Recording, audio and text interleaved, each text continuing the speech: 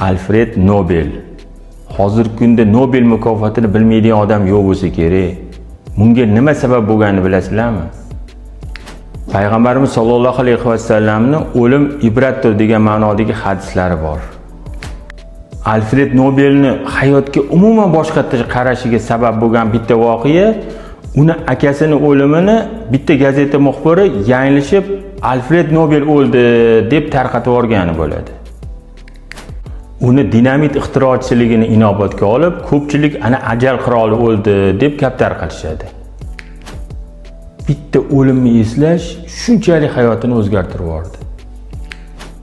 Biz ham o'limni eslashimiz, unga tayyorgarlik ko'rishimiz, kasal bo'lish mashaqqatlarini eslashimiz, unga tayyorgarlik ko'rib, sog'lom turmush tarzini kechirishimiz bizga ham foyda beradi.